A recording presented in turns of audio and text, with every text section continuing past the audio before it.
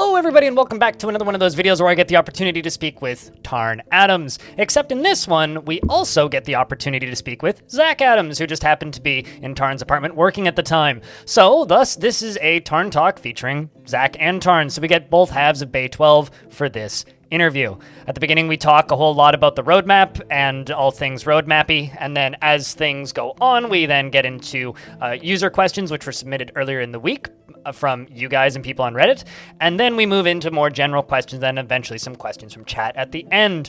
The whole thing runs about 2 hours, so I will speak to you again at the end and enjoy the interview. I guess just like starting this off, it's hard to ask people how their week has been in this week, so how's things been in general for you guys over the past couple of months? Well, I bought a new car yesterday because my car broke down. Oh no. Yeah, and my rent just went up by $200. It was a crappy week. That was just this week. That was the last few days. Yeah, that's 2 days. I think mine's gonna go up next year, but Yeah, I've got time. yeah. I don't know what's going on. I don't know where people are supposed to live these days. It's just getting out of control. Yeah, there's a lot of graphs of like rent prices just climbing up on this side of the border too. But it's lovely to have both of you on. I've talked with Tarn. I've spoken with you a number of times on stream now. But having both of you here at the same time is kind of crazy for me. I don't know why. But, Yeah, I met at GDC a couple times, but I've never been on your stream. Yeah, I got to speak with both of you at PAX the last time. Oh, PAX, not GDC. Yeah, Zach's never been to GDC. I've never been PAX, to a GDC, as far as I know.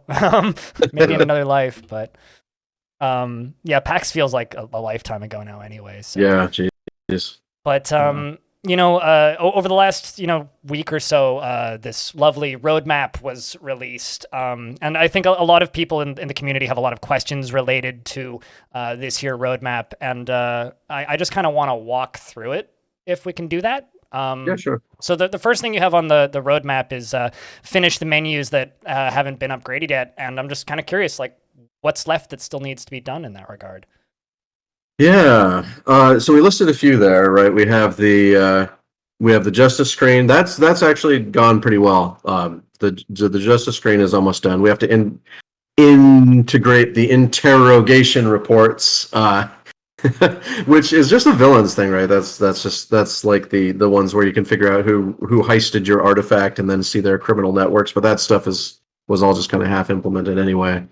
The other ones we listed there were health, diplomacy, and hauling. Did we not list the C screen there? Did we? I don't. It doesn't look like it. Yeah, C screen is an omission there. Yeah, C screen still left to go. Okay. Some of the unit tabs aren't implemented. Like when you click on a unit or a dwarf, you click on a dwarf, you get on a hill titan too. Yeah, you click on a hill titan. Yes, we were just doing that because Zach just killed a hill titan. A pig with 3 eyes. And we were trying to figure out how wounded it was, but we didn't have the health tab yet. So those tabs, like we have the inventory tab is done, the overview tab is done, and the relationships tab is done. But there's a few other tabs there that need to be done. And I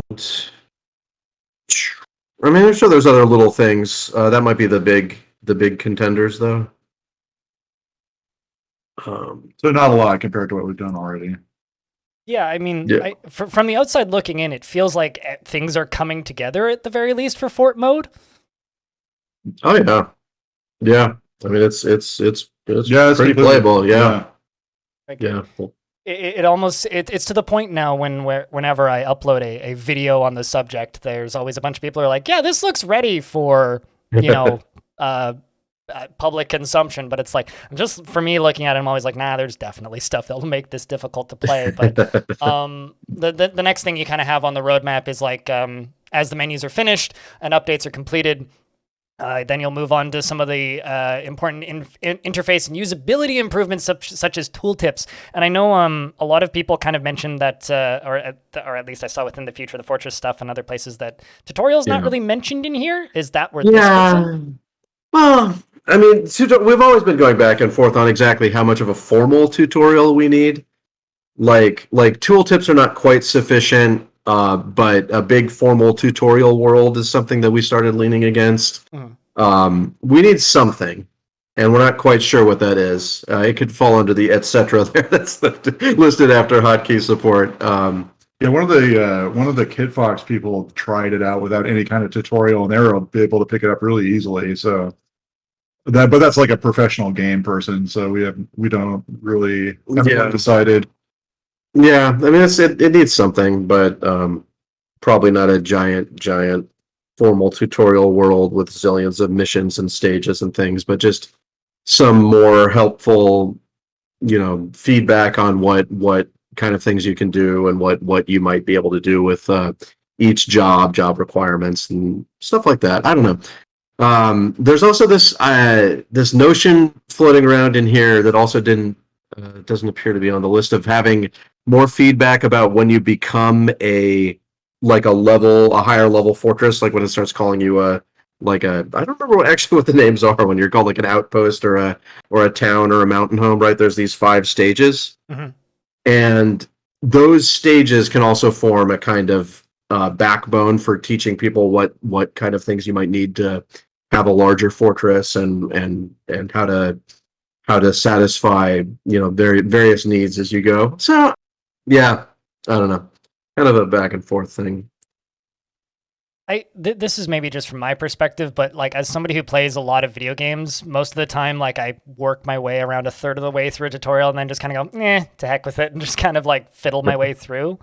And just looking at like what you two have put together so far, it very much looks like it might be at that point for a lot of people, at least people who play similar games.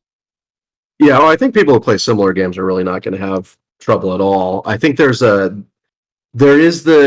Z levels is not a super common thing.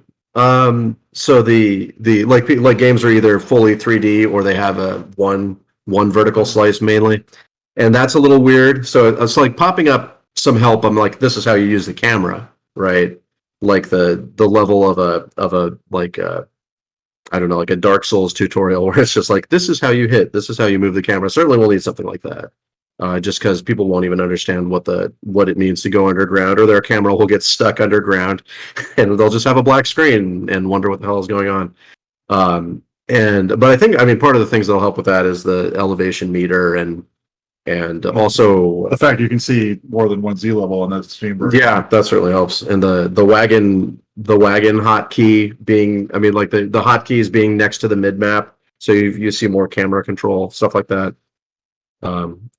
Because under hotkey support, that's kind of what we were thinking currently is having like the whole F1, F2, F3, F4 type hotkeys, having that be built in next to the little mini map. But we'll see how that goes. Should be pretty good. And then, of course, like number 3 on the roadmap here is just bugs and bugs and bugs and bugs and bugs and bugs. Yeah. Which yeah. actually gets me kind of curious. Have you like encountered a lot of new bugs as this process has gone on? Yeah. It's not like it's falling apart type bugs, or like that textures aren't loading and horrible things are happening.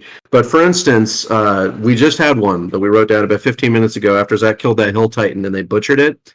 His fort has like 247 Hill Titan meat, but when we went to the stock screen, there was only six lamb chops. Yeah, there was just some sheep meat, but no Hill Titan meat. And we went to the old stock screen because you can still access these old kind of screens in some cases, and it was all there and it was all listed, plus all these prepared, the various prepared organs of the Hill Titan and so forth.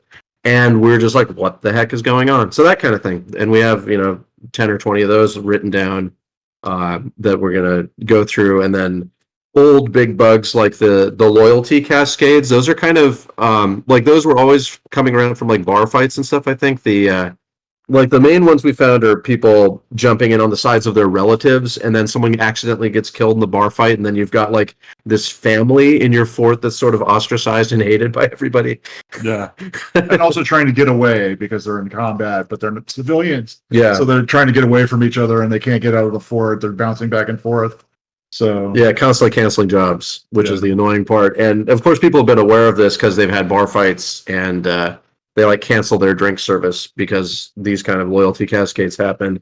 But now that we've fixed the stress system again for the 17th time, like there's a really nice array of happy and unhappy people. We added another layer to the stress system. It's actually looking pretty damn good now.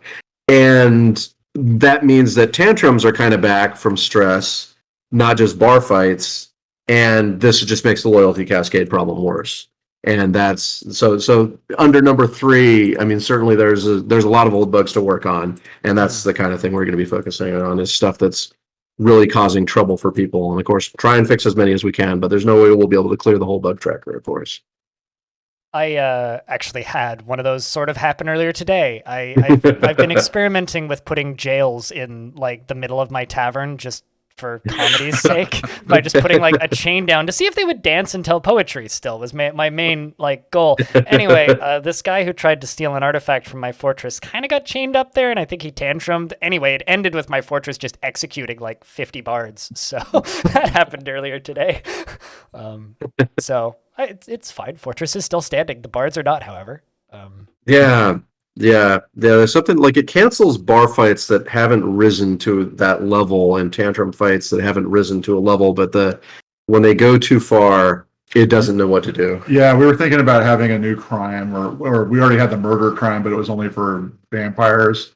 So we were considering having like some sort of murder charge if you kill a fellow dwarf in a bar fight, instead of having the tantrum spiral or something. Yeah, there'd be, I guess, what is it like? Is it like voluntary manslaughter or something? Voluntary dwarf slaughter. Yes. And involuntary no longer dwarfship. Yes, that's very sad.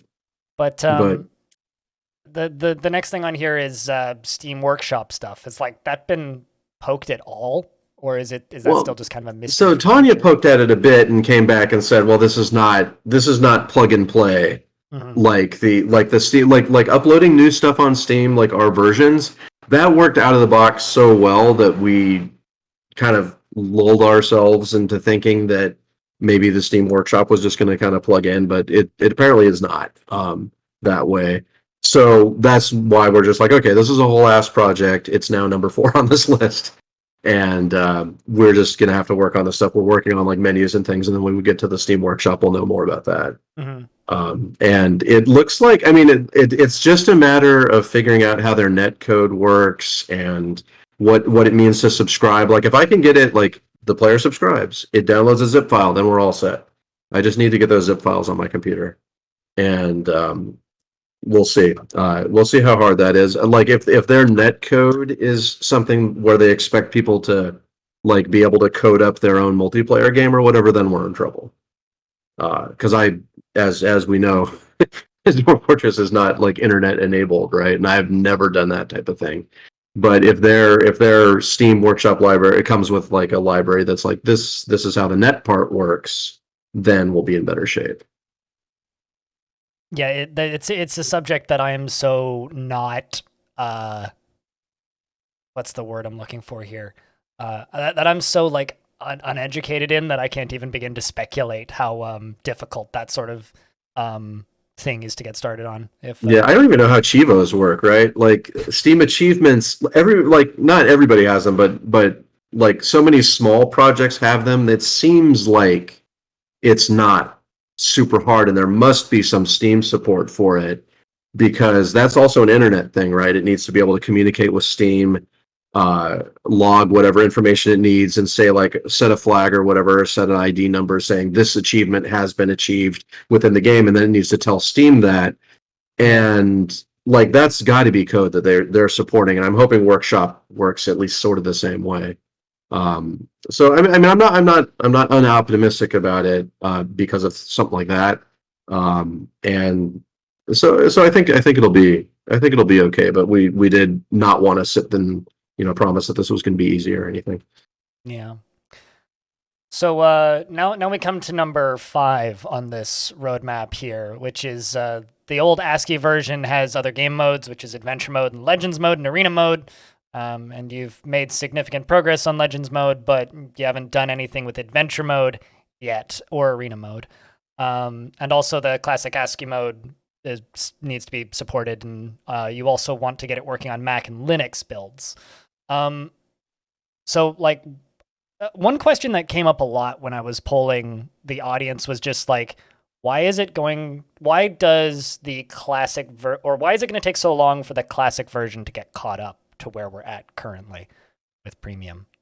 So we want to support one interface, right? Like one basic interface model, so we don't have a whole other like way of doing things, like designations, for instance. We don't want to have the system where you're moving around a cursor with a keyboard. If you've got the mouse, it works better. It's just kind of completely better, right? There's not, I mean, I don't know. There's some people that may disagree with that statement, but I don't know what their argument is. If you're going to press 100 keys versus just drawing a rectangle, right, or whatever. And so similar things like the new military screen. The old military screen was horrifying. The new military screen has some nice buttons and it works really easily. And we'd like classic to work that way. And that in and itself, because of how things are set up, is not bad. Everything still works on a grid.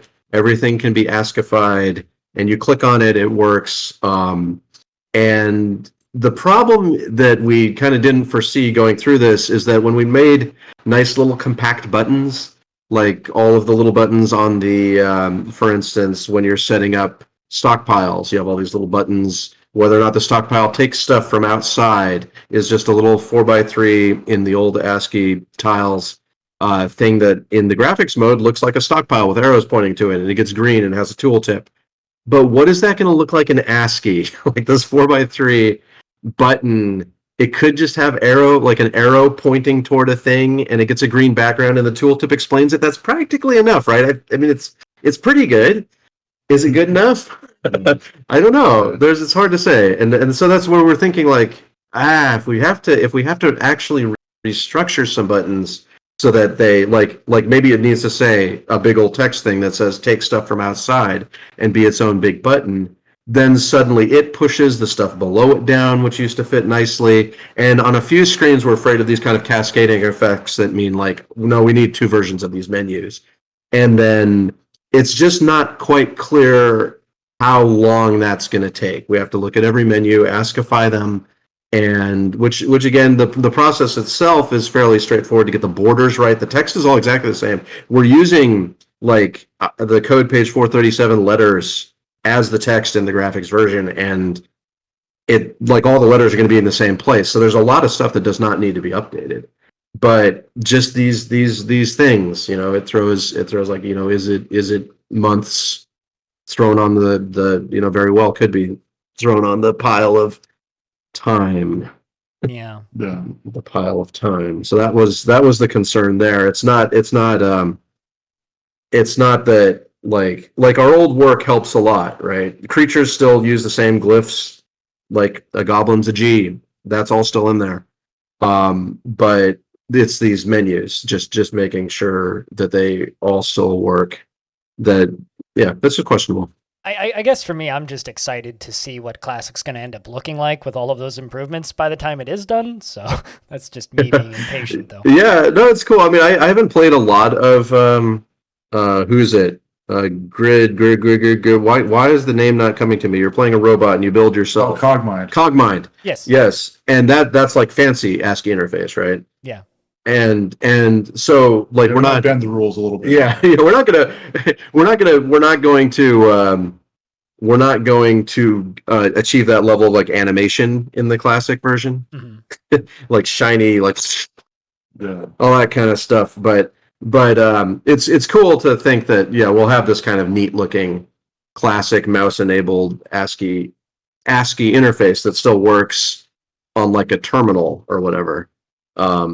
Assuming you can get a mouse working. I think that's an annoying part of when I remember doing PD cursive stuff before and the mouse just didn't work. But fortunately, we don't have to deal with that mostly. Hopefully everything will be fine. Yeah, that'll be great. When I was reading through the Future of the Fortress posts 2 days ago, there was a question related to legends. So like what still needs to be done there? Well, that's just the yeah. I mean, you've seen sorry, the stuff we post on Legends makes it looks like Legends is done, right? It's Yeah. like you. What we're missing is the maps. There's a few different types of maps in Legends mode, like historical maps that you can show every 10 years. It has a snapshot, and they have those weird almost inscrutable when you click the sites button, the territory maps and stuff, right? Oh, the Where really it shows small one. all the flashing. Remember all the flashing symbols? Oh, Like yeah. every kobold cave has its own entity symbol, and you can move the cursor over, and it would list all of the different entities with all these flashing symbols. Like that's not like we haven't decided what the heck that's supposed to look like in graphics mode. It shouldn't look like that. This horrible flashing. It's really bad, but we have room for symbols now, and we have room to make it look nice, but we haven't. It's Yeah, when we get into maybe that should be a different subject, but graphics need to be talked about because we didn't do miasma, for instance. yeah, because that's back in number 2. We kind of glossed over the part where it says where the graphics updates are completed. Like, there's a lot to do, right? And especially because there's all the redrawing to do. Like we just got new versions of coffins, toys, cloth rolls, and etc. And they're palletized. It's cool. So dyed cloth will actually look like the color that it's dyed, which wasn't true before. But the world map, which is basically done. Do we want to do like a sepia type thing like it does in Legends mode? I mean, there's a lot of work that could be put into that to make it look nice. And then there's also the little battle maps. When you're looking at all the historical battles, it like zooms in and shows a little battle map in the corner. Not like it shows armies or anything, it just shows the location. And so that's not hard with the current maps we have, I suspect. But it's not done. And that's why I don't want to say Legends mode's done when it's missing those things. And also all the export features, which is another big question. Like when you have the standard map export, it makes that in the currently released version, which is an ostensibly Ascii game, right? It exports that pixelized map where it builds every mid-level map in the world, and you can see all the shapes of the farms and the manors and stuff with pixels. Mm-hmm. Like, we didn't know what we wanted to do with that. Do we want to do, like, export that map, or do you want to actually be able to scroll around on it? Because that would be perfectly possible now. And so we just didn't do that part yet. But I think that covers everything. That's what's missing in Legends mode. Yeah, and then aside from that, the only other thing on here is Steve achievements, which we kind of already talked about, and then adventure mode, which is, I guess, kind of the big question mark here, which kind of actually leads me into the first user-submitted question I have lined up, which is, how are you feeling so far about the feedback of releasing without adventure mode? Yeah, I mean, it's obviously, just it's been split right down the middle as far as we can tell. That was this seemed to be the result of the polls and things, and yeah, it's understandable. Adventure mode, we released 2006 with adventure mode. It's an important part of the game. It's part of Boat Murdered, and it's also got like 90 menus or whatever, and it's going to take a long time. I don't know what to say about that. Like, Fort mode is going to be done, and they're going to be sitting on it, and kind of like, why delay it when it's already done? Right? Yeah. So it becomes almost like I've seen people talking about the PR side of it and whether or not it impacts reviews, because people basically understand you could release the Fort thing. It seems fine. People have different models like early access and all this stuff, and so it feels weird. It's just like you could just release this and let people play with it, and then be working on adventure mode, because obviously we'll want to do adventure mode. But also it's February or March. No, damn it, it's March. It keeps marching the time. February vanished real fast. Yeah, it's like, because we have justice, health, diplomacy, C-screen, and bug fixing. But if we're done with that in X amount of time, then you got a big old chunk of time, then it's like maybe adventure mode. Think about adventure mode. Can you do it? Maybe you can do it. I think, so yeah. I mean, even my poll that I put out on my YouTube channel was split. Like, it was like 48% was like release it, and then the other half was like wait, and it was like 47% was like wait, and then the rest was like, what's Dwarf Fortress? So, like, it's actually kind of, I thought it would be a landslide in one direction, and I'm, I think, surprised how polarizing it is. Yeah, it's really, I mean, it's a big question. It does set the game apart. as a really weird, unique thing. I mean, adventure mode itself is really rough around the edges. We kind of want to spend more time with it. Because, I mean, when people talk about, like, oh, you're going to get, like, horrible Steam reviews if you release a, quote, incomplete game, like, adventure mode's not complete even if we did it, right? I mean, it's like, It is a strange creature, a very strange creature. So I don't think you can just say how the Steam reviews and stuff are going to fall out from that. I don't think that's really knowable. I mean, they'll be like, this RPG sucks. I think a lot of people can just say that. Like, if they clicked on it first, they, that's just dangerous too. It's so hard. I don't know. Yeah, we want to make a good impression, not just with Dwarf Fortress, with adventure mode. We want adventure mode to make a good impression, so we want to really work on it. Yeah. I mean, so many things too. Like things we haven't thought about. Like we were just talking about the wrestling interface. Like, what should that look like? Yeah, we're thinking like a paper doll, and then you click on the leg, and then you get a little drop-down menu that says, "Okay, there are third or fourth right legs." It's like, and do you want to grab it with your shoulder or whatever? I mean, it's still a mess, but I mean, can it be better? Can it be better than it is now? Sure.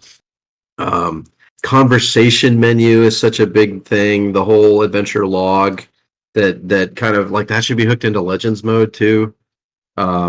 There's so much potential there. But we want to make it good. Yeah. One thing that I definitely saw being echoed by some people is that it would give like new players something to anticipate and look forward to for adventure mode.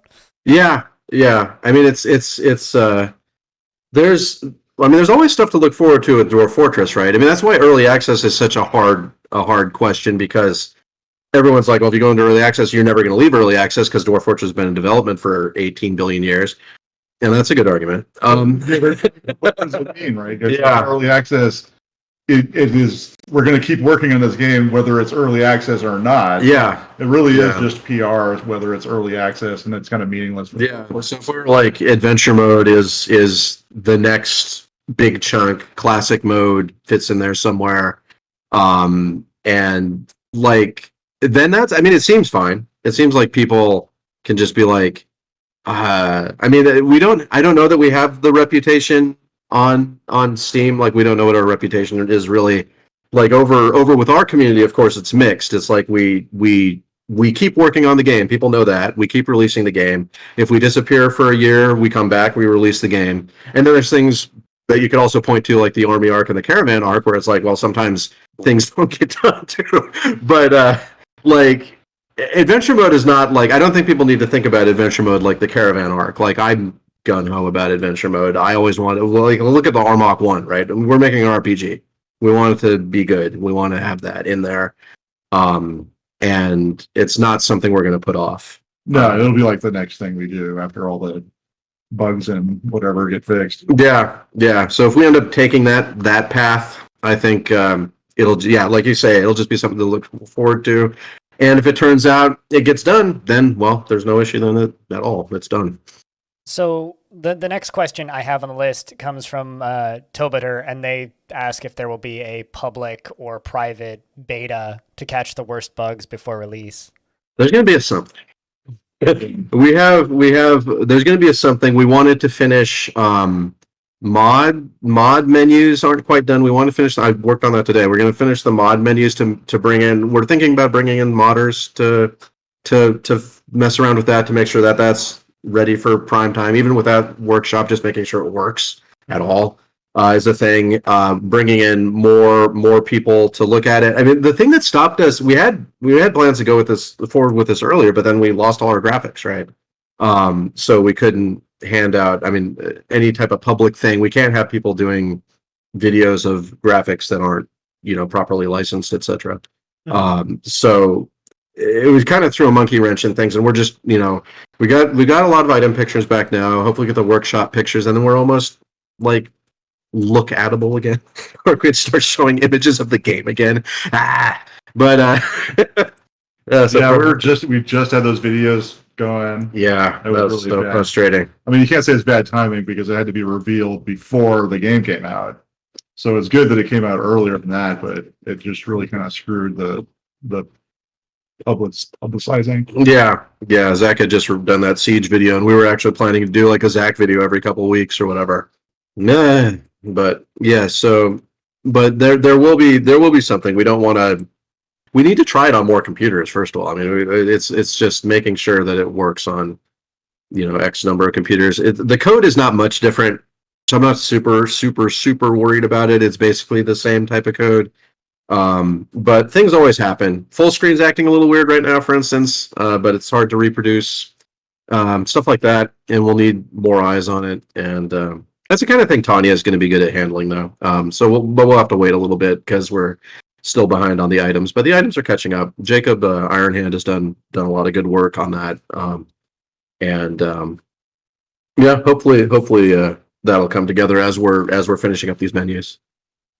Out of curiosity, how many of the items are being redrawn, if I can even ask that? Oh, all of them? Yeah, all of them. And like all the but it's coming back fast. Like all the weapons are already back. Yeah, weapons are back. All the tools are back, and tools are a lot of items. And all the furniture except for doors is back. And creatures we kept. Like most creatures, we were able to keep, including all the layers of weapons and clothes. And all the dwarf stuff. The floors and walls mostly we could keep. The ramps, which we spent a zillion years working on, we get to keep. But things like workshops and items are out. All the interface, sadly, a lot of buttons are out. And we just need to get it done. And when we were talking about hiring artists, like we'll see someone to do the interface buttons or something. Yeah, it depends on the timing. We don't know. I mean, things are good so far, and we'll see how it plays out as the months march on.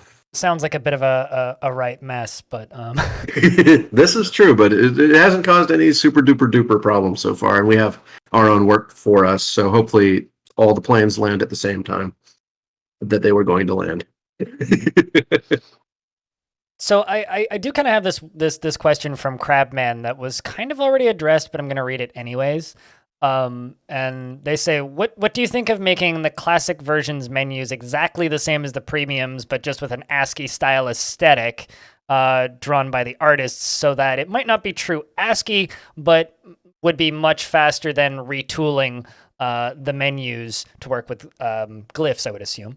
And then they say that would mean both communities share the same UI structure, so that wiki and tutorials and general advice would be applicable to both groups of users. Yeah, well, the nice thing about the code page 437 is that it has those borders, all those lines and double lines. So I think what they're saying, we already have the glyphs for it pretty much. I don't know if like when I talk about that weird stockpile button, I mean, if they're saying that we just add graphics for that, well, that's graphics. That's the point of the Steam version, is to have a graphical version that people get, and like Classic is not that. Also, Classic is tricky because you do want it to be ASCII for a variety of reasons. But the menu layout, we're really trying to keep it the same as possible, and in a lot of cases we'll be able to do that. Like we already talked about the difficulties of certain screens, certain buttons, and hopefully even when we update those, they'll still be basically the same.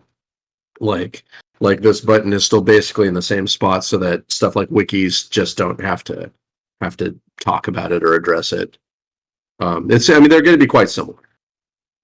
So the next question I have here lined up comes in from Anonymous, and they say, what are the plans for labor and automation? They say they can't play the game without using the enable auto labor in DF hack, and is there any chance something similar will be built into the premium release? Well, I can tell you that you will not need auto labor anymore. It's like it is so much easier. My playtesting is just so much easier. You don't have to fiddle with any of those VPL things anymore. And then like we added on top of the auto labor, we have the new labor screen where it has those profiles for everyone. Yeah, the work details. The work details. And those are, you just go through your list, and then you put you check them off, a little symbol appears, and so they could be on the mining and the hauling and the gardening or the crop growing and all that kind of stuff. And you just move it around, and then you can make your own customized work details if that isn't good enough. And then so like there's no spreadsheet. It's really fast. Yeah, the default is that jobs get done. Yeah, I mean, I've started fortresses, and then within a year, I've had them completely automated with the work orders and stuff, and it's like super fast. It's so much easier than it was before. Yeah, work orders are way more accessible now. Like not like it's still basically the same if you want to be as complicated, adding all the little conditions for when you're going to brew drinks and all that kind of stuff. That is so much easier. Yeah. I found myself using just filling the thing, the screen completely with like 20 or 25 work orders that just have the whole fort running smoothly, and I'm able to get it. So, yeah, just every industry is running within the first year. It has things like suggested conditions now. When you brew drinks, it gives you like just one button instead of having to fiddle with all the conditions. You just go brew drinks, and then there's a little plus at the bottom that says if drinks are less than 100, click, and then it's done. Yeah, so there's the whole thing where you're like going through giant lists of possible item adjectives and all that. It's still there. You can create, these really intricate work orders if you want that, but the suggestions basically cover, what does the job produce and what does the job require. Right. It's like create a door. If there are less than 10 available doors and more than 10 available logs or whatever, and you just click, and then it's done. Yeah. So yeah, hopefully it covers the things that they care about, and of course we'll be taking feedback on that kind of thing after the release and continuing to improve the game there. And there's always going to be room for mods too. I'm sure. I'm kind of one of those stalwart like believers in the current like managing of the dwarves being super fiddly. It's like I'm always shouting that it's not that bad, it's just time consuming, and everybody's like, no, it's like the equivalent of setting my hair on fire and running around outside naked. So I don't know. Yeah, you can still do VPL if you want. You can do a work order for every dwarf or work detail rather for every dwarf and set their labors and just do it that way if you like. The power is still there, the same amount of power. I am definitely looking forward to the time management improvements, though, because it is time consuming right now. Yeah. The other thing is that the child labor really helps. every child. The chores. They're chores. It's not child labor. It's chores. They're doing their chores. They're doing their chores. What chores can kids do?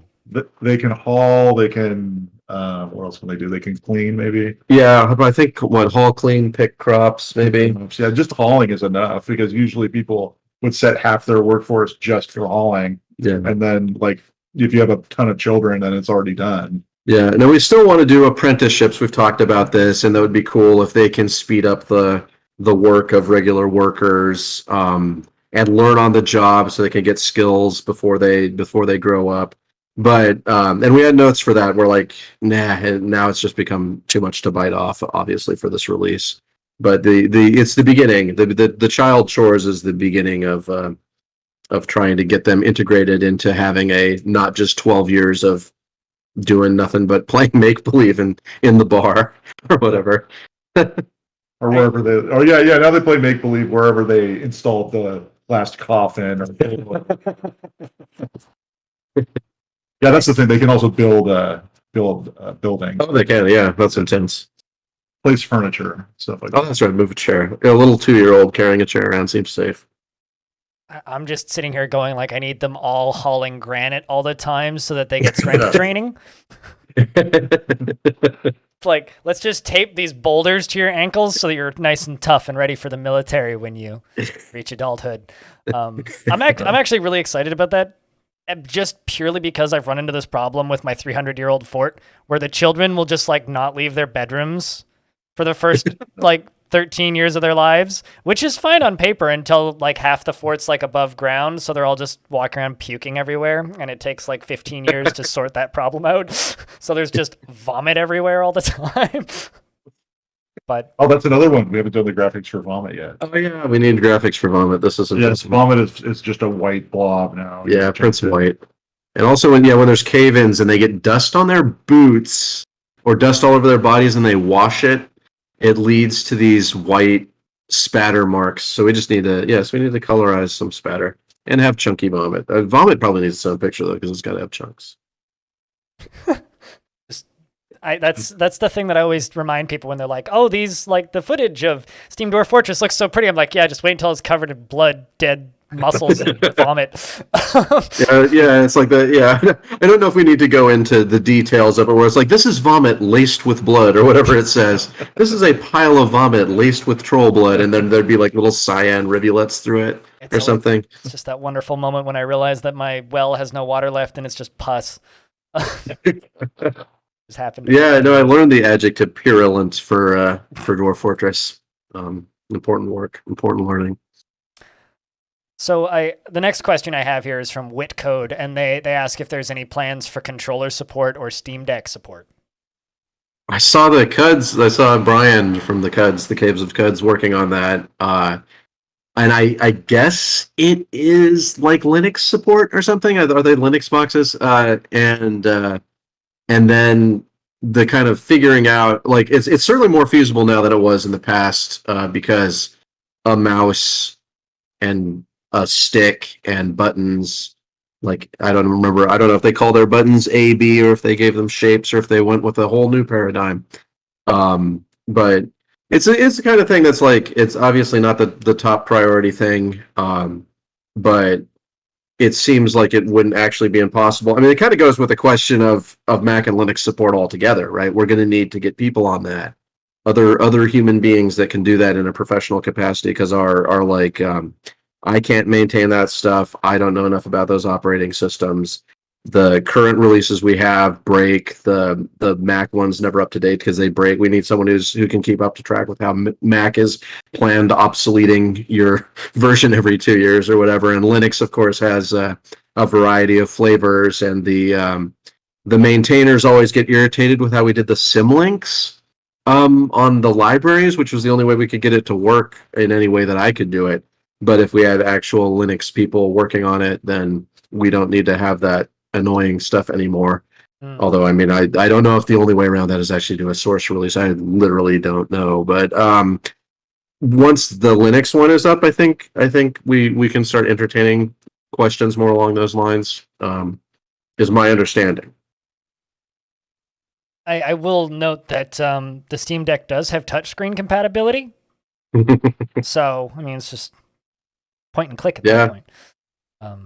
Hopefully it's just... according to what we have now, you just need left click, right click, a mouse wheel, and a stick. Yeah, if you want to name anything, you need to have a pop-up keyboard or something.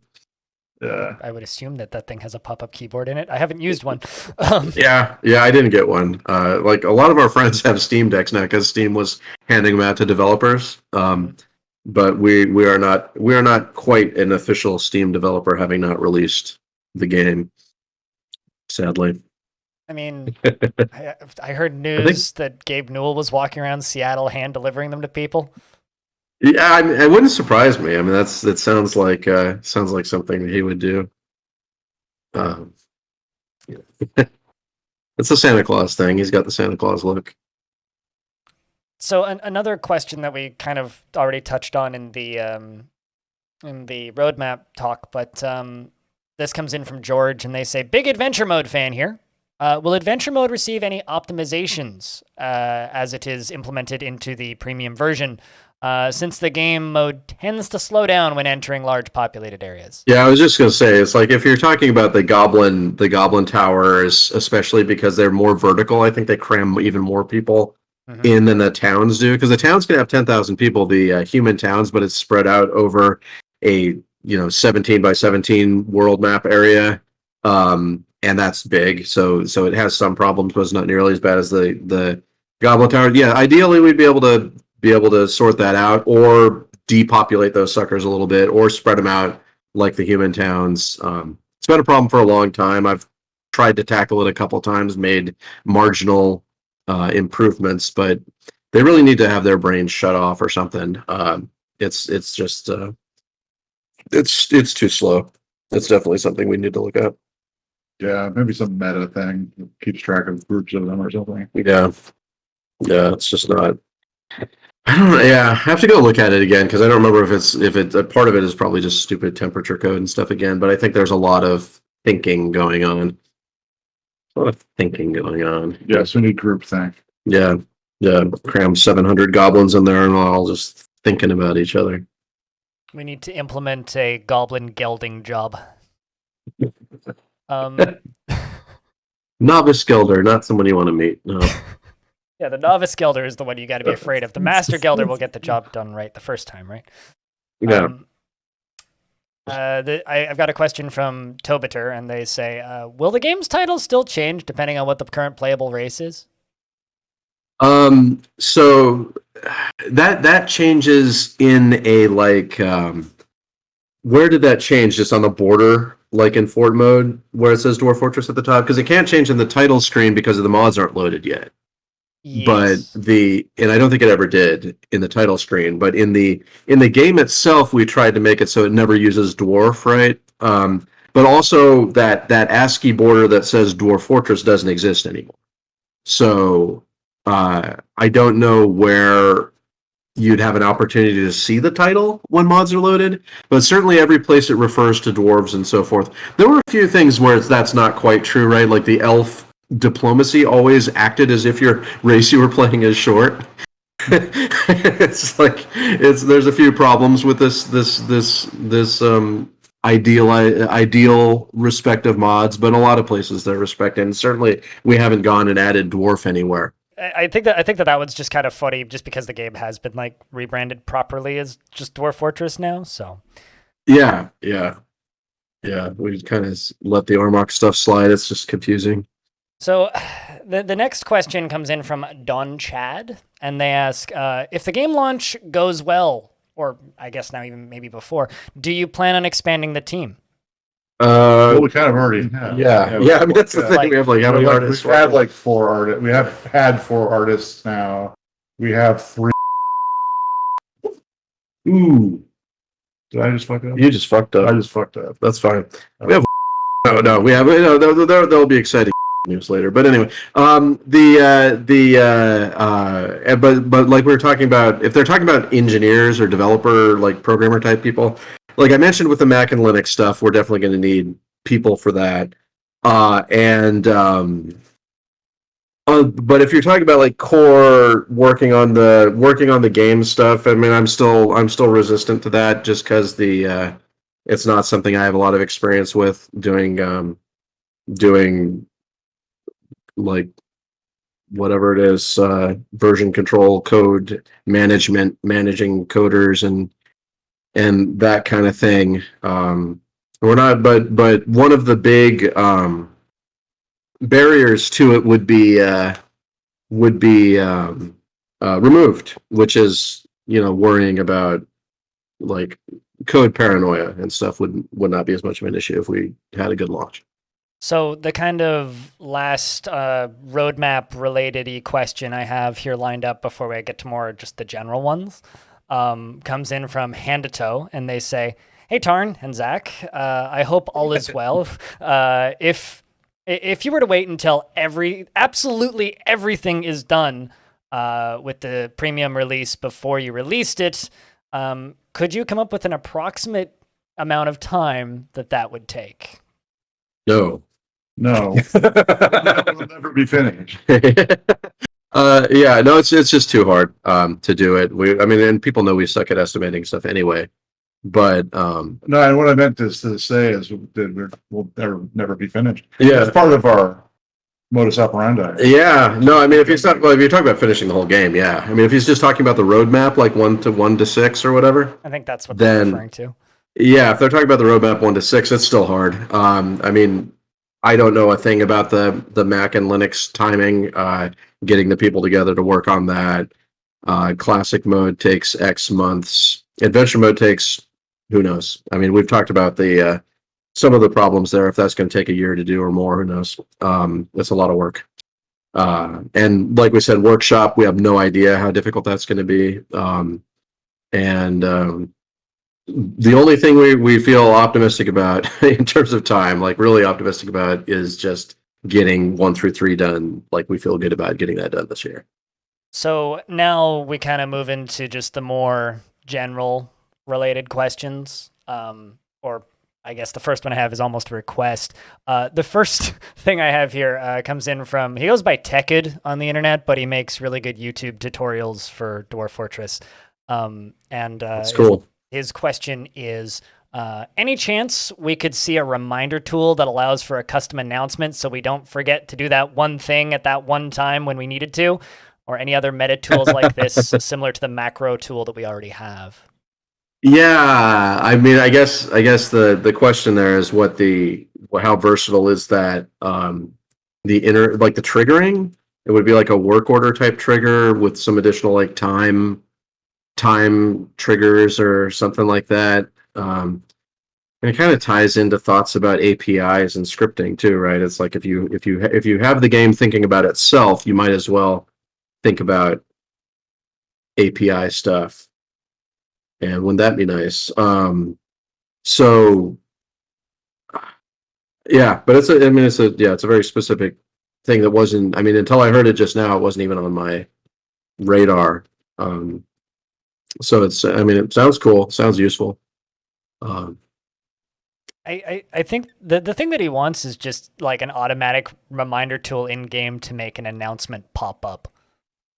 But what's the condition for it to pop up? I would probably say announcement on this date in the game in the future. Yeah, like if it's a time thing, the time thing's pretty simple, right? It's and that's like the simplest implementation would not be a big project. That would be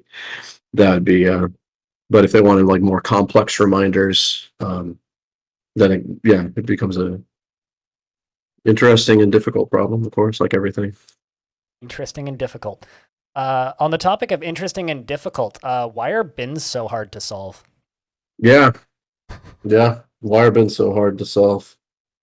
Are you talking about like taking something out of a bin, or people swiping stuff from each other? Yeah. Is that the problem? I mean, yeah, it's a hard. Yeah, it's like you get message spam from that because like you want the items to be available, but they might be being carried by somebody else. But people really want bins to be picked up and moved so that like you can fill a bin with a bunch of items at once or whatever. Like if you just want things to slow down and stop, then it's probably easier to handle, and maybe we should do that. But like it's also like just container code is kind of annoying because you need to be able to tag the whole bin as being used when you just want an object inside of it so other people don't move the bin. But then those tags get difficult to maintain, especially in the tumult of the fortress if things are getting pushed by water or destroyed. You always just have to do a lot of bookkeeping, and that tends to go wrong and tends to leave stale flags and things. So then you're like, well, I don't want to do it that way then. But then it gets tricky to do checks if you don't have the little flags laying around. It's just anything with containment is quite annoying, really. Mm-hmm. People fighting over differently contained objects, containers that can be 3 deep or something. Like there's the seeds with the seed in the seed bag inside of the barrel, and etc. Yeah, I don't know. It's just missing some case or another, and the whole thing falls apart again. But that's on our list of crucial things to look at, along with some of the other things we mentioned, is bin spam from cancellations from. Although we did work on spam in general just recently. Yeah, spam is a lot better. Yeah, there's a that's a good point too, because the icons on the left that show announcements are now much bigger buckets. So the spam will all go into just a few buckets over on the left, and then the announcement will just contain more the icon, when you hover on it, will just contain more announcements inside of it, so it doesn't wash out your other messages. Right. You'd click on it and it would say cancel due to item destruction or whatever, and it would say like plus 90 or something, and you wouldn't have to worry about it filling the side of your screen anymore. Yeah, you're not fighting like in the old one, the currently released version, you have the ticker at the bottom and you have the A button, right? When you look at all your announcements on the A button, then spam pushes everything off, and the ticker gets dominated by spam. But with icons on the left that are buckets for different announcements, then you always get to see the announcements you're interested in. And if there's a spam bucket just constantly there and you dismiss it, it comes back, that's annoying, but it's not game endingly like information destroying. And so it makes it mitigates the problem, and we still want to fix spam, obviously. I'm kind of reading the Twitch chat here, and I'm seeing people kind of either saying that they have no bin and most people are just saying that they have no bin policies. They just don't use bins. And then there's me sitting there going like, I have a solution to like the spam problem, just mute notifications, which is what I generally do as a strategy, which may not be. Yeah. Now your muted notifications will just be one symbol that you can just click on and get rid of. Yay. Yeah, it's good. I mean, it helps a lot, and like we said, we're still trying to solve the bug itself. Bugs, probably. Yeah, it's most likely plural, I would assume. Yeah, just like the number of cave spiders in every world. Dennis has a question where they ask, how does the game decide what a dwarf likes and dislikes? They ask because they had a dwarven baby who really likes giant cockatiel's teeth. Of course, normal cockatiels don't have any teeth. Do giant cockatiels have teeth in game? No, probably not. Some of the oldest code, some of the very oldest code, it predates preferences of any other kind. It predates personality facets. Predates almost everything, because it was sort of the original premise of the game where the adventurer would go in and explore the fort as to get your high score. We were going to use the likes and dislikes of the dwarves a lot for how the crafts were arranged and what little notes they wrote and stuff. And so we had this system very early on, and like several systems in the game, it hasn't kept up with the like it existed before we had tissues, I think. So like teeth, before we had teeth, we had people that could like parts of things or whatever. It's just a mess. No, it's questionable. It's very questionable. It just assigns them randomly based on the world data. I don't even remember if it pulls the civilization at all, and certainly if it's finding teeth where teeth aren't to be found, then it's just attaching. I mean, in that case, it would just be saying, "I like teeth. Oh, pick an animal. Oh, pick an animal," and that's terrible, of course. But it worked maybe in 2004 when animals had teeth reliably, or whatever, or not reliably at all because there were no teeth in the game. And then I threw it in for some reason and didn't think about the distinctions properly. But it's pretty bad. It's just rolling dice, though. I mean, it's really just, and it's skewed. This is another part of the game that's really not mod friendly, in the sense that it's skewed toward liking things that a dwarf would like. Like, there's much more likely to like a kind of stone than they are to like a kind of leather or something like that. Just based on the chances. And that should probably all be out in the raw files. Yeah, no, it's just it's not great. The next question I have comes in from Hamish, except they rig it here and say they want me to pronounce the name as poorly as possible. So Hamish, I guess, Hamish. How do you poorly pronounce Hamish? Hampshire. New Hampshire. Hampshire. Yeah, New Hampshire. New Hampshire. Hampshire. But the full question is, what is the feasibility of adding flying machines into Dwarf Fortress? And would they be harder to implement than boats? I imagine a bunch of dwarves loaded up onto a hot air balloon and dropping with parachutes onto unsuspecting elves. I don't think I think boats are probably harder to implement in a way because they have to push the water out of the way. Oh, but then we have all the pathfinding of the sea levels. That's kind of tough too. Yeah. I mean, having to, like, if they actually were respecting flying individuals on them or something, then we get right in the middle of the. And I guess even if things are flying to attack you, we get right in the middle of the flight pathfinding being terrible. But just in terms of like moving fortress pieces, that all I expect is not, whether you're burrowing through the ground with some giant drill thing, or you're in a boat, or you're flying in some magical and or hot air-ish thing, then it's, or a giant glider or something, like a big glider. Then no, it doesn't. It's not a. There's not a fundamentally more difficult thing about that. we have to figure out why they can do it. Like a boat's a thing that makes some sense. Yeah, and so they need to have like their power crystals or whatever. But yeah, then you can fly around. You can fly, have floating. I mean, if you don't have a floating castle, I'm not sure you can call yourself a fantasy game. Just a lower fantasy game instead of a higher Yeah. fantasy game. Yeah. No, I'm being facetious, but it's I mean, a floating you gotta have a floating castle support. So this next one comes in from Crazed Slayer, and they ask, is there room to introduce a mechanic for fortress cultures? Maybe a specific activity that is performed. If a specific activity is formed enough, like eating crundle eggs, it becomes a hallmark of a fortress, or innovations that unlock over time.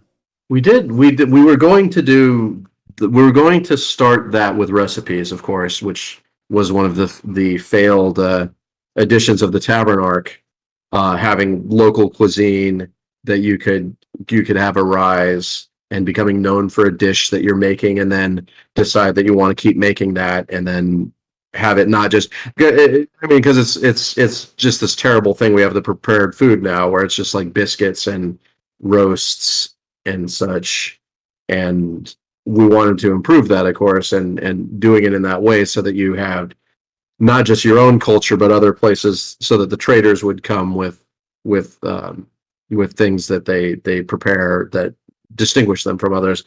And of course, we have all the dance forms and poetry and art stuff that is that way, in the sense in World Gen that there are new forms created, and then even during play, and then that is in a sense localized to the place where it was invented and so forth. But that doesn't happen in Fort mode so much, but you do have effects of that in Fort mode when they're doing certain dances. But of course, that is not like super player facing or super player controlled, the distinction there. So I think just taking all that together, though, I think answering the question is just like, generally speaking, yeah, we're interested in that stuff. We had the release after the myth and magic stuff was going to be kind of the big entity rewrite, which would more explicitly support things like that. So the next one I have is kind of a fun one here, which comes in from Crabman, and they ask, where did you get your usernames? Well, Threetoe's the easy one because it was my pet guinea pig. It was named Threetoe. And guinea pigs have 3 toes. Yes, they have 3 toes, 4 fingers. Yes. 4 fingers, 3 toes. That's right. 4 in the front, 3 in the back. So that's Threetoe, and then Toady one's more complicated. Toady one is way more complicated because it used to be Toady One Productions was the original name of Bay 12 Games. Yeah, and that was the 2 of us. There was no Toady One except the toads in the first Toady One production was not a computer game. It was the pond in our backyard where we actually had cement poured to have this big. We were like under 10 years old. No, we're about 12. Something like that. And we wrote in the cement Toady One production because we expected, and it was quite true. The toads came, hundreds of toads in big fat tadpoles, right? These big toad tadpoles, and just tons of toads in the backyard then. And then we started using that in our video games that we were writing, like basic games, the Toady One productions, and then fast forwarding all the way up to when the website was created in 2000, when we created the forum, I think is maybe when it happened, when we're like, when Toady One and Threetoe appeared. Yeah, because at that time Zach had this guinea pig, and decided to be Threetoe, and I'm like, well, I didn't really have a name. I didn't have an online persona or handle or anything on any sites because there weren't really a lot of sites. I mean, there were obviously lots of sites in 2000, but it was a different era, and I was just Tarn in email or whatever. And so I decided to be Toady One and have a toad avatar, kind of be with his guinea pig avatar. And now it's just kind of stuck, right? As usernames tend to do. Yeah, usernames have a tendency to just kind of come up out of nowhere and then just kind of get stuck to you. It's kind of funny, like getting to ask that question, because I've been listening to old DF Talk episodes and just listened to an episode where you explained that origin of Toady One, like not 2 days ago, which was like 2010, I think that episode originally came out. But yeah, maybe my memory was fresher then. I don't know if any of the details. it's about the same.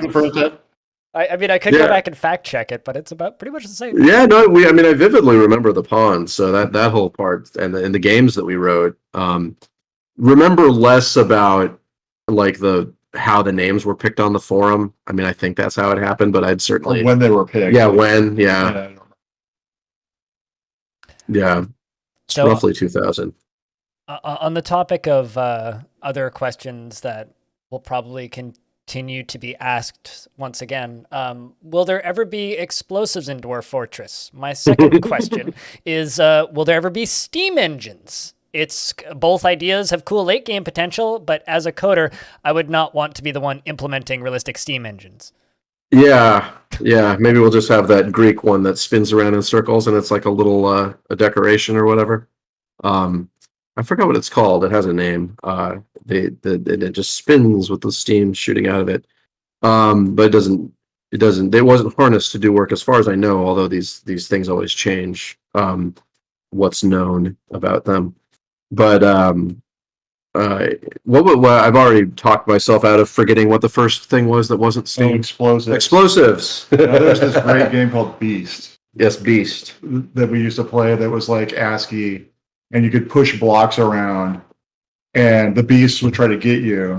I forget I think you push the blocks squish around. them. Yeah, you squish the beasts between two blocks. And so what we would do is make this giant fortress with a bunch of traps in it.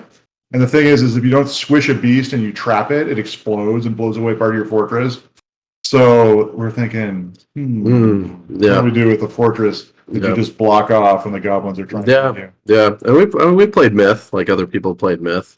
You got dwarves with satchel charges and stuff, and we like blowing things up. As for where it fits in the game and fits with gunpowder and all that kind of stuff, of course, that's a big question, because when you start blowing things up, you start wondering, like, well, if you put it in a little tube and shoot things out, then suddenly you have a ranged projectile problem that the game's not really built for, and etc. But yeah, wouldn't mind blowing stuff up. Blowing stuff up sounds fun. I've just been kind of under the opinion that we'll have to wait for myths and magic to be able to blow things up. But yeah. So this is kind of an interesting question here from Rubik, and they say, I've been thinking for some years on how to get into game developing as a job. And now I've finally managed to start working on a project with my partner. Cool. Hopefully, the first of many. And they look up to you as a lot as a game developer, and they wanted to ask if you have any advice that you would like to share for someone starting up in general for a 2-person team. Yeah, well, I mean, all of my advice that's practical would, I mean, it's been a while, and don't know things about stuff like Unity and Unreal and all that kind of stuff. Like the tech side, they're really on their own there. I don't have a lot of experience with that, but they're doing the right. I mean, they're working. That's good, and it's good to keep working and keep putting. Like if you don't have a lot of developing experience writing video games, you'll discover that it's very good to keep working on projects so that you can see. Hopefully a small project at first, so you can see if you like the part where you have to do the interface stuff and have to do the QA and that kind of thing. And yeah, it also be stuff. Yeah, you also got to keep a track of the, for instance, the algorithms for making maps and stuff like that.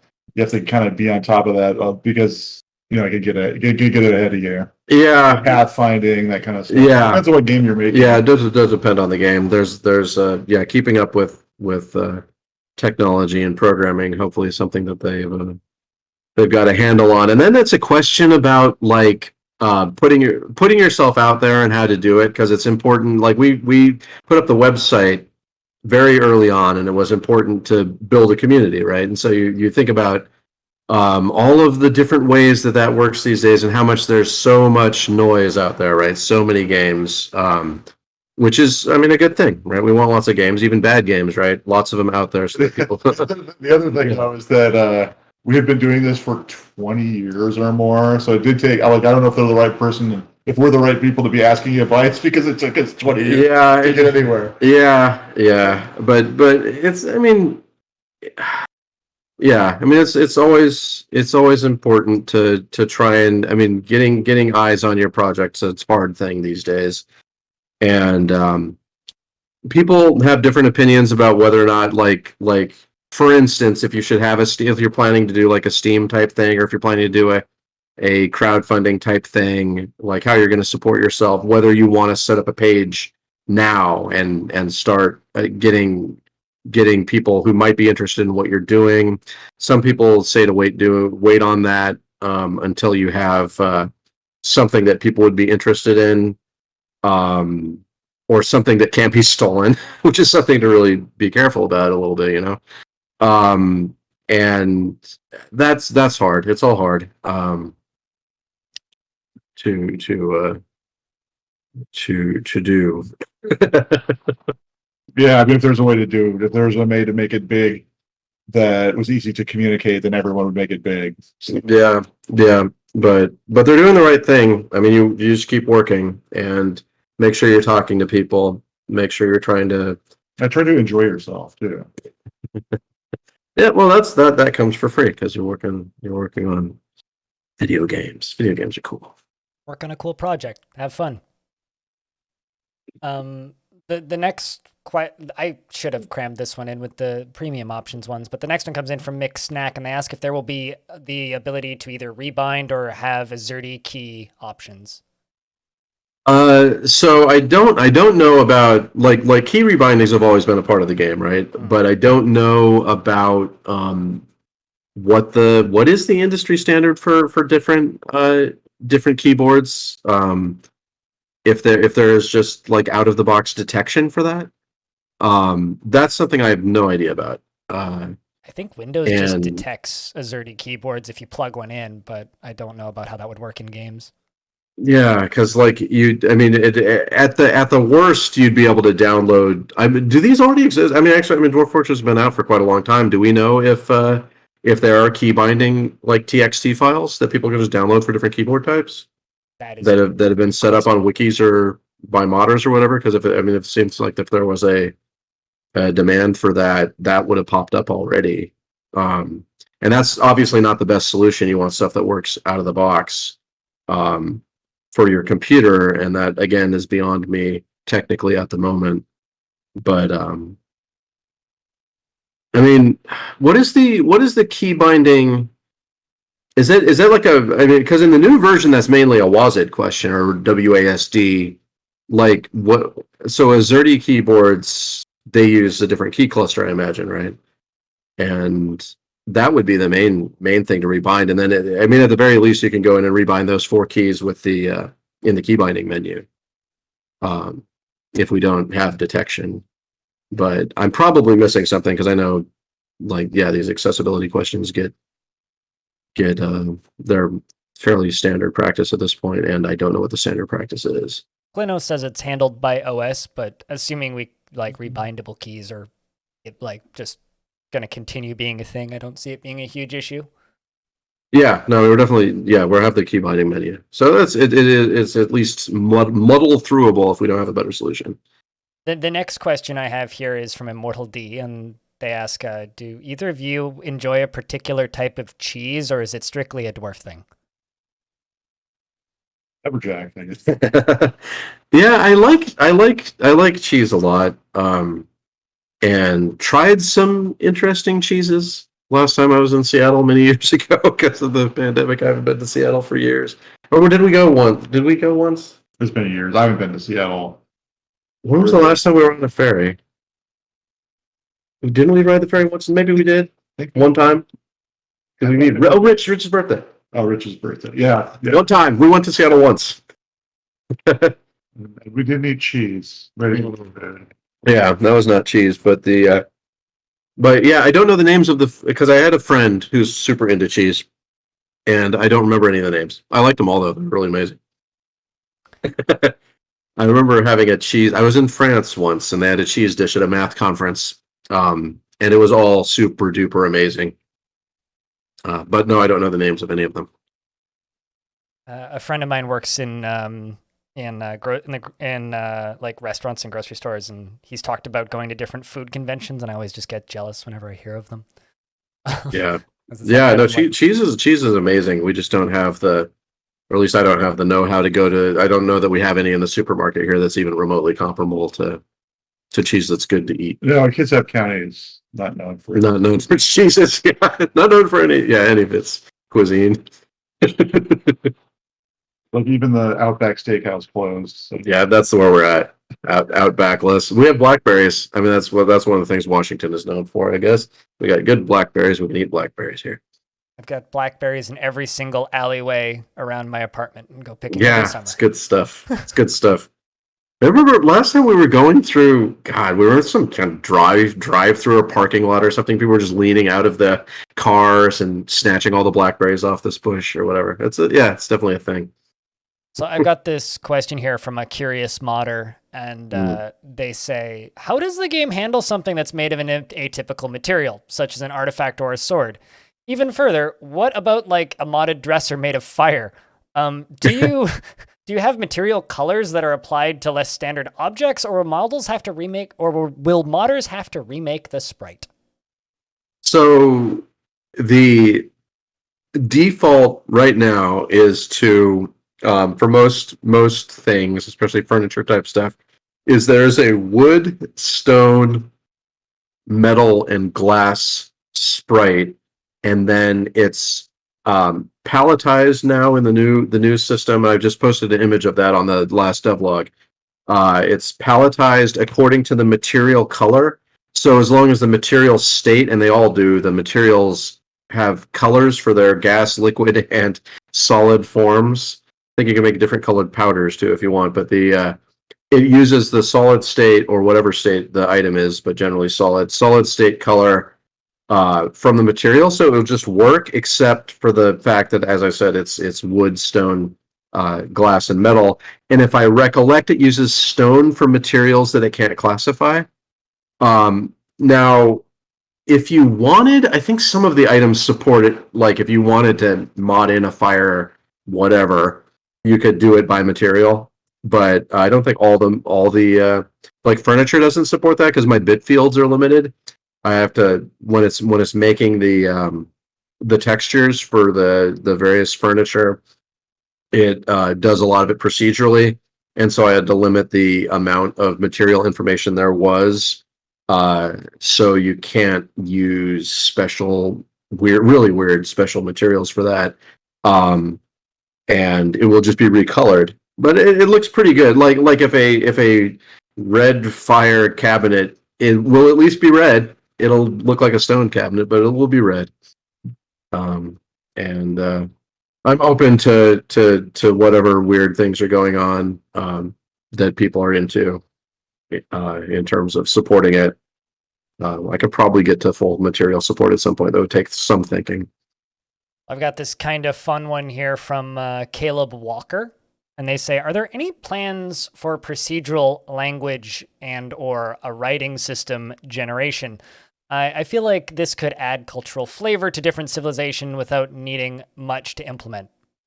Well, the last part is, yeah. I mean, I did several linguistics classes in when I was back in school, and have kind of an amateur interest in that. Read some conlang books, things like that. Not big into it because I know people are specialists in this. I'm not claiming that at all, but know enough about it to know that it's a very rich, difficult subject if you want to do a really good language generator. And I know that there are independent projects out there just doing language generation. I don't remember if any of them have been hooked into Dwarf Fortress. It'd be the kind of thing they could have done already to some extent, although we don't have any kind of grammar support or orthography support or anything. Do we have verbs? No, we don't. We don't have it. We have a thing called a verb, but it's not. It just tacks it in a name. Yeah. It's really just because the names have that really particular form. Now, one place where we've already implemented different structure is the weird prophecy stuff that we barely started, but you can talk to these people that say how the world's going to end. When you're talking to prophets in the that you meet in adventure mode, and they are the experimental place where I was messing around with grammar structures, and I did a teeny bit of it, but we're definitely hoping to do language generation, and because we want to do it right, it's a huge project. And but it should be cool when it works, and you'd be able to translate between the languages and stuff like that.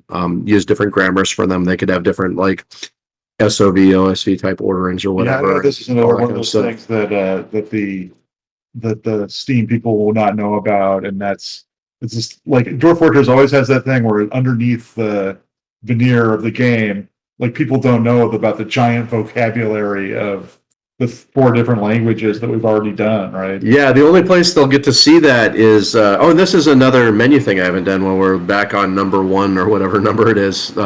The menu stuff that hasn't been done. One of the things missing is the name chooser.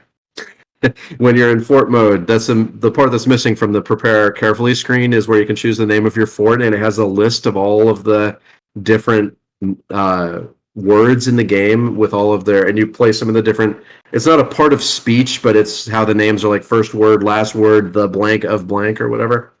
That thing hasn't been updated to graphics mode, but that would let people see at least the underlying Dwarven language, and then they'd be able to intuit from there that the human and goblin languages work similarly, but of course we want to do more with it, sadly. Yes, we need to reveal more about what's actually going on.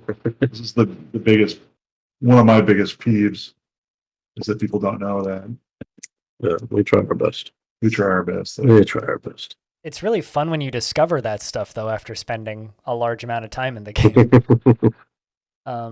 I have a question here from Crabman, and they say, can 2 different mods have the same raw file headers without any conflicts or overwrites?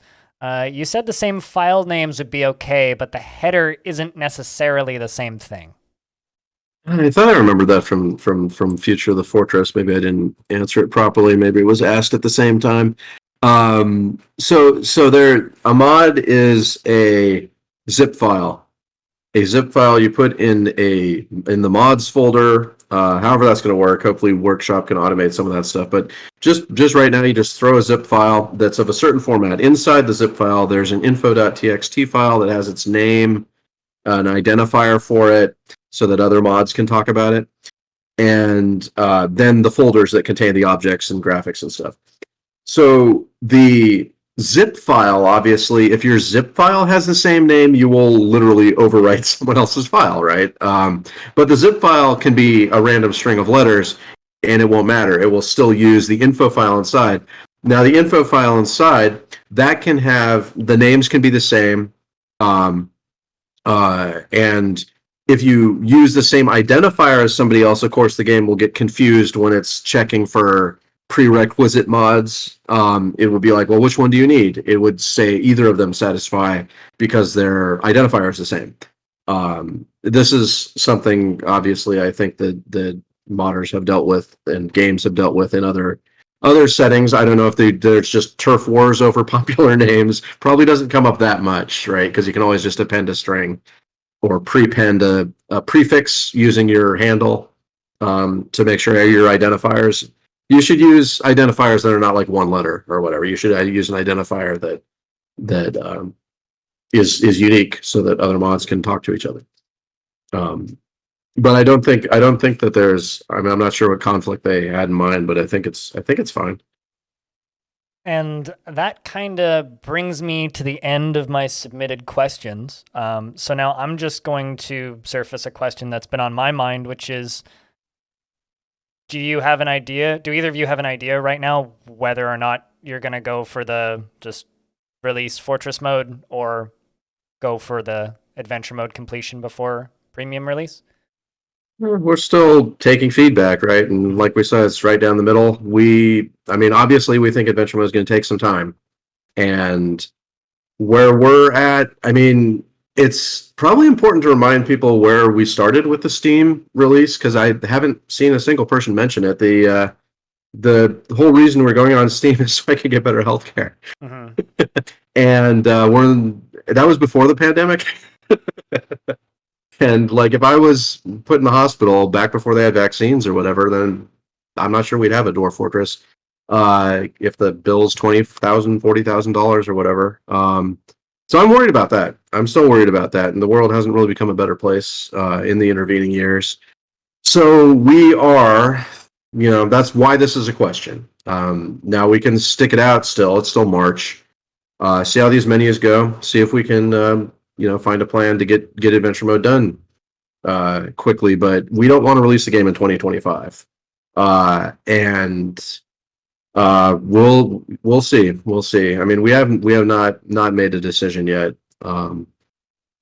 There's also the fact that we're not making money anymore. Yeah. This rent thing sucks. The car thing sucks. We're not in danger or anything. Nothing like that. We're on a downward trajectory. Yeah. It's not. Yeah, things just got a little harder. I mean, they're harder for everybody, right? Because of how things are.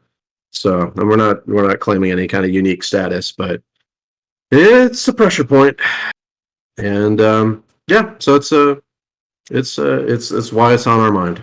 Yeah, I mean, it's like if Dwarf mode is finished and adventure mode hasn't been finished yet, it's like why not let people play it?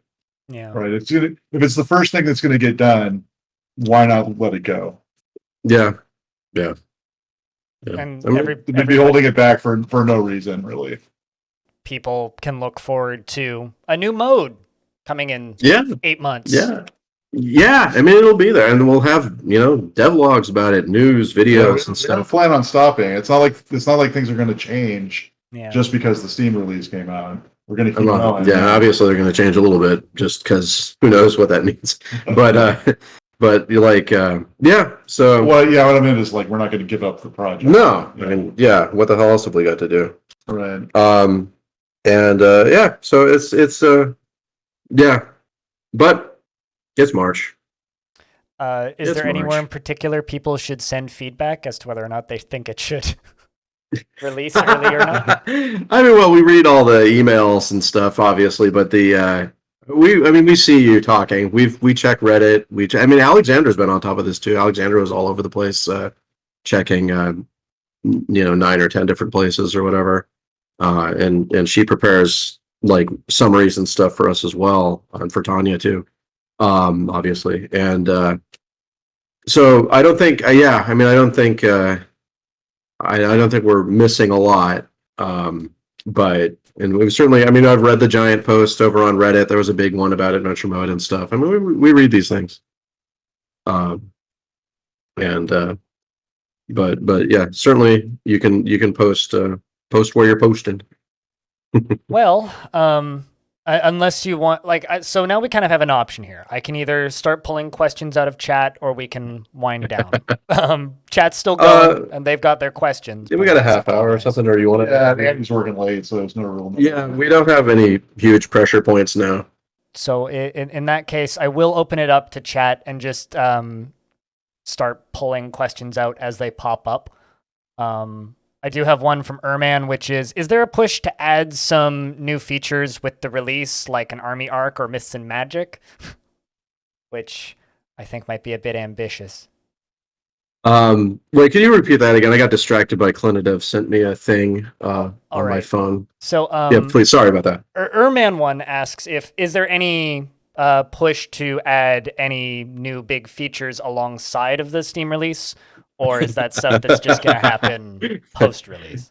No, it's all post-release. It depends on what you mean. There's quality of life. Yeah, the quality of life stuff, the auto labor stuff, the stress fixes, this is like a lot of. This is like by itself that would have just kind of blown up the normal game, the free game. Yeah, yeah, but we're still planning. The plan is still the same. We can insert all of these things from that don't get done. So if we don't do adventure mode, if we do adventure mode but don't do Mac Linux, etc., classic, those things get inserted before the army arc. Those things get inserted before Myth Magic, obviously, because the army arc's before that. Villains, finishing the villains release. We were thinking about like the villains release and the army arc stuff have some synergy, so that may not be like a straight line of doing like villains then army. There could be some stuff that's thrown in from army before that, but it's all post premium. post premium, post adventure mode, probably. Yeah, oh yeah, yeah. Post premium, full premium, the whole thing, the whole of premium. Post premium, post adventure mode, post classic. Yeah. I mean, classic. Well, I don't think classic's going to take as long. And I think like classic was kind of the promise, right, to our Patreon people, to the people. Like classic is the important thing about classic is not the ASCII graphics. It's that it's the free version of the game, right? It's not about the aesthetic. It's about the principle that we wanted to have a free version of the game. So we'd like to get that done as soon as we can. I mean, we're obviously planning to finish it with a launch, and this is now just being a question we're raising just now, but that's still something we definitely are doing, and we're doing it, ASAP. So, Anonymous Stranger asks, Tarn, what's your music background, and what did the composition of the Dwarf Fort song look like? Okay, well, this is calling back to 18 years in the past now, but my music background, let's see. I was in fourth grade, picked up the flute in elementary school, played the flute for 5 years, and kind of dropped off because we moved. That I just kind of dropped off that entirely, and then then I didn't do anything musical until, I may be missing some stuff, but I don't think I did anything musical until I got to grad school. And then grad school, you have this weird mix of pressure, but also free time that happens. It's strange. And so I picked up a bunch of instruments. I tried, drums and piano stuff, but the guitar stuck. And with the guitar stuff, I think it was at a math conference. I heard some flamenco guitarist or something and was curious about that. And so I learned all this stuff from books and online, and started playing there. Nothing that would be considered remotely acceptable in the flamenco world, because I don't have first of all, I don't have an accompanying singer, and I don't have really the sense of the rhythms that well. I understand compass and what basically the rhythms look like, the different palos and stuff, what they look like and how they should be, kind of, but it's not something that's really, something that's gotten really deep into me to the point where I can adapt other things to it or play it really well. But while I was learning that stuff, I was only just starting with that stuff. I've been playing a lot longer now, of course, for years and years and years and years and years, but it was only in like 2004 or something, like a year after I started playing, that I composed that song. And that was just sitting and fiddling with different phrases and so forth. The main theme song was actually written down on just some tab paper. I didn't use regular music notation or anything. I just had tab paper and wrote that down as I was just playing different phrases and stuff to try and get a song that was about 4 minutes long or whatever. The title song that plays is I just sat in front of a microphone and played for like half an hour, and then I just took a clip of what was there, just messing around. I didn't really like learning songs. I've always just been messing around, trying to improvise stuff. And I could sit down I can sit down and just play stuff now. He's good. And I don't know what I am, but he's good. Yeah, I'm sheltered for sure, but it plays okay. It sounds good. Been doing it for 20 years. It sounds okay. Sometimes it sounds okay. Sometimes it sounds bad. But haven't recorded any other music, composed any other songs, and of course now we've got the music coming in for you guys have heard some, I think, in the videos and stuff, and more to come. Obviously, we mentioned that in Future of the Fortress that we have some new seasonal tracks and some new cavern music, some new siege music. It's I am no longer needed. We have professional musicians that are better at playing the guitar than I. And among other things, electronic music and all kinds of other things. You never know. You never know what you're gonna get. But yeah, so hopefully that answered the question. I don't think there's any other music stuff I've done. Well, people are very fond of the guitar riffs, so. Tobiter has a question, which is, since the Villains 2 update will be kind of a lot and have a lot of adventure mode features, would you consider building that with the adventure mode update if you end up going that route? With the what? Yeah, I didn't follow that. Would you consider bundling the Villains Part 2 update into the Adventure Mode Premium update? Oh, we've talked about this. It's tricky because like adventure modes, like adding adventure mode's a big thing. We want to get it done. Villains, the remaining villain stuff is also a big thing, and we also want to get it done. And putting them together would be a very big project. But at the same time, adventure mode is weird, and the whole point of the villains part of adventure mode was to make adventure mode a better RPG. So yeah, I mean, we have been tempted by this thought. I don't know that people would really like the delay, but we've been tempted by this thought. I mean, tempted is acknowledgement. So. Oh yeah, I mean, it's a good idea. It's a good idea from a perspective of making adventure mode a nice, fun game that more people can get into. That isn't just this strange creature, but at the same time, people like the strange creature. Some people. And we want to get it playable and people playing it and so forth. I don't know. There's a lot to do. It's a big project. I have a question about strange creatures, actually. This is a question from me, not from chat, but I learned a couple of months ago that hamsters can drink more alcohol than any other creature on Earth. And I want to know if this is accurately represented in Dwarf Fortress currently. I doubt it. No way I of don't force think feeding so. a hamster alcohol, unfortunately. First slice hamsters for their ability to drink everything. Yeah, we really do need a new pref string. That's for sure. Although how they got at that pref string, well, I'm not sure how science arrived at this this information. Just saucing them hamsters. Something to do with hamsters in their natural environments are used to eating fermented food that is rotten. So they just have bodies that can deal with that. I guess that's the life. That's the life for you. The hamster life. So Mind76 earlier in our chat also said thank you for a drawing that you two drew for him. Oh yeah, there we go. I'm glad. But Mind it's a rarity now. Will there be gases from boiling liquid? For example, letting lava heat up a bunch of barrels full of poison on a floor above and let the gas pass up through the grates and kill a goblin army. Because there are explosions, aren't there boiling barrels when they catch on fire? I remember the alcohol would boil. I had a dragon blow up a stockpile once, but I'm not sure. Yeah, if they that turn was into the dragon gas. or the barrels. So I think the problem may be that lava just doesn't do that, right? The lava doesn't act how you expect. It's kind of video game lava where you're just like, oh, I'm hanging out by the lava or whatever. That's not really a thing you can do in real life, hanging out with lava without catching a fire, etc. Do flows actually? Yeah, I guess they do go up. I was trying to think of like if the heat from the lava can actually heat the space above it. Is that even work? Yeah, I don't.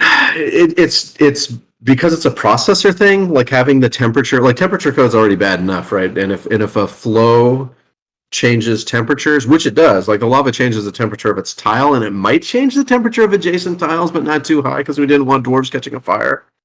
Because it would make sense if you could set up, but better probably is just generally. We've thought about this a bit. The ability to set controlled fires and the ability to have like a fire pit, stuff like that. Where if the player opts in to fire, then heating, like if they heat their liquids or whatever, then that's their fault. And then adapting that somewhat to magma in a way that is processor safe would then fit in. But you should just be able to heat anything you want. I don't know where that. I mean, if you would build a separate thing for that, or do it at one of the smelter type furnaces, or hey, I want to throw a poison barrel in a kiln and see what happens. I mean, you should be able to do stuff like that. It'd be funny. Time to melt some fat glob and pour it on an enemy raid. Yeah, big barrels of molten fat. That'd be fun. Some oil. You like pouring oil, vegetable oils, heated vegetable oils set on fire and poured on people. You should be able to set fires everywhere. I feel like setting fires might just be a really good way for players to accidentally block all of the pathfinding in their fort and then wonder why the fort frame rate died. But yeah, or if the fires I don't remember if do fires stop pathing right now? Smoke does. Fire doesn't. So people just go die. It's either the frame rate or all your dwarves catching on fire and dying, right? One or the other. I feel like the dwarves are smart enough to walk around fire usually, but when there's a lot of smoke, the frames get real bad. From my experiments, at least. Yeah. The flows are terrible. Like water to some extent, magma especially are not so bad because magma doesn't even use pressure, and water uses pressure, but then it understands how to stop checking itself. Whereas smoke and dragon fire, miasma, waterfall mist, etc., are all just using this kind of like, I'm a little cellular guy and can do what I want, and it's more processor intensive because those fluids were expected to be localized. Like Dragonfire doesn't just keep going or whatever, and so it wasn't a big deal. But smoke from fire, from a whole burning forest or whatever, that's just not something it was expecting to handle at the time, and it's not optimized. Question from Copy a Friend in chat, and they ask, what do you think about adding recommended attacks based on weapon for adventure mode, such as slash neck with sword? Yeah, I mean, just to We had that for the coup de grace, right? Where you just where you go for the head. The enemies would go for the head when they're unconscious. Or yeah. When you just click toward them, it picks the recommended attack. So I mean, it seems like it'd be a cool thing if you're like some level that isn't quite as automated as that, where you get the list of menu or the list of attacks that it's picking from when you go toward them, or something like that. Because it's basically the same thing. It always tries to pick the best attack based on the opportunities and also the kill. Like it likes hitting the head, it likes hitting the vital bits, and likes tearing off helmets with wrestling and stabbing people in the face, if it can get at it. So, I mean, if they're meaning to still have some control while avoiding the menus, the many menus, the nested menus and things, I mean, I think that's a good idea. Tobiter asks if Premium Adventure Mode, would Premium Adventure Mode have a action hotkey bar similar to Caves of Cud, so you can easily access all of the different functionality options? If I'm not mistaken, it's gonna have like a mouse interface. Yeah, well, that's one of the things that we have not tackled.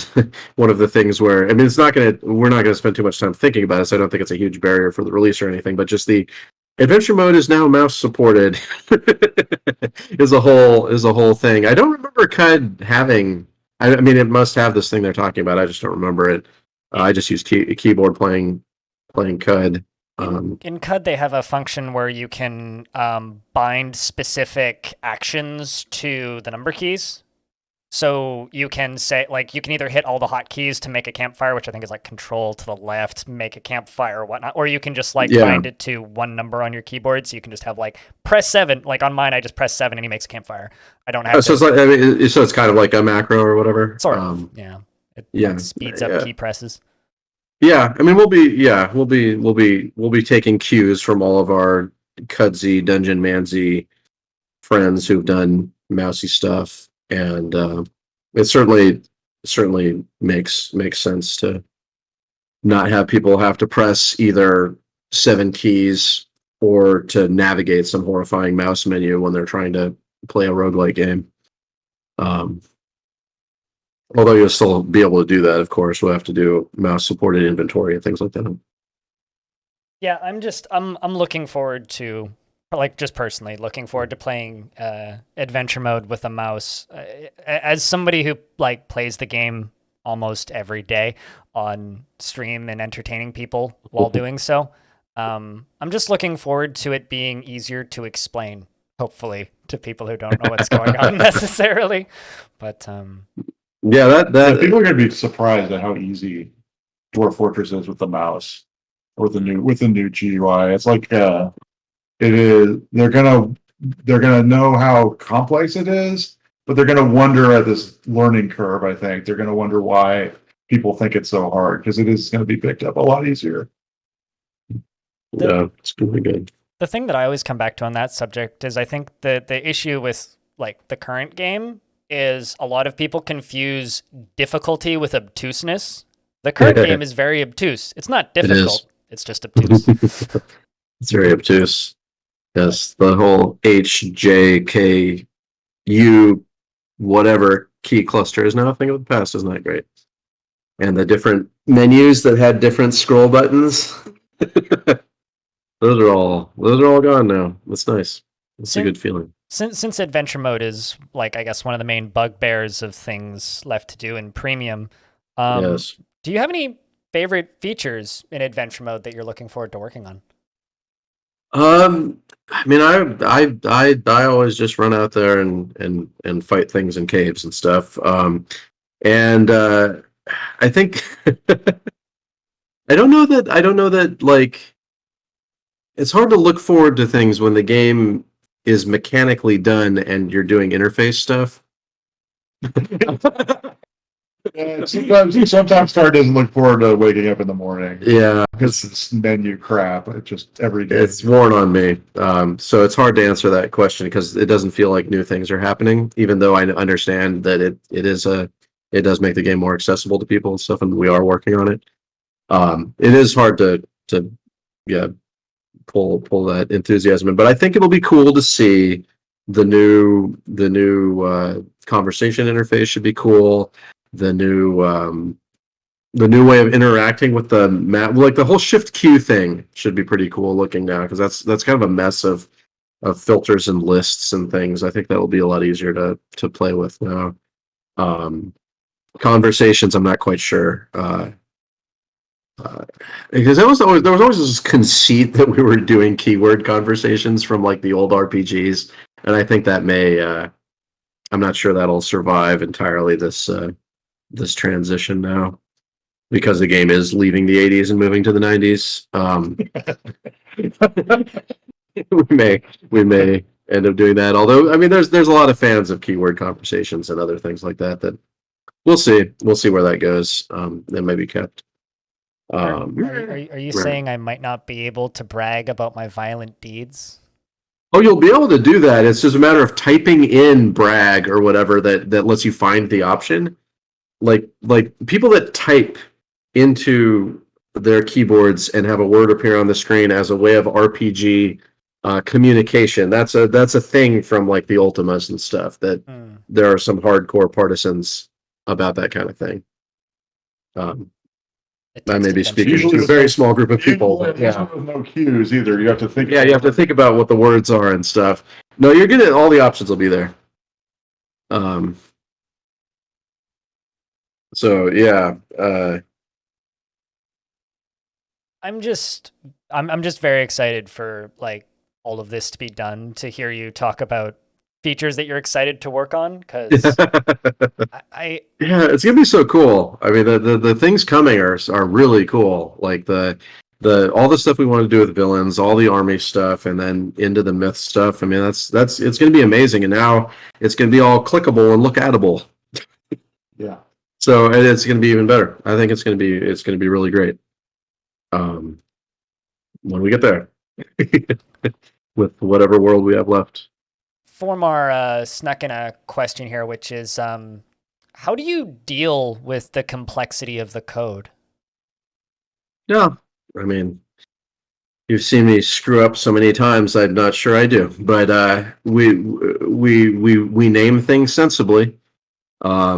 Never use a joke variable name. People do these things. They call things random crap. No more of that. The code reads like English, basically.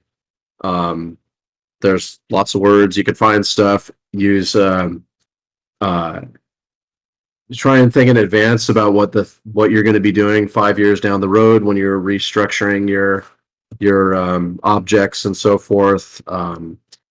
And I use standardized kind of ways of with my ID numbers and stuff like that, so I'm never confused about where an ID number might be or what type of ID number it is or how I have to reference things. And so when the game gets more complicated or gets more stuff, it just fits into a paradigm that I already understand.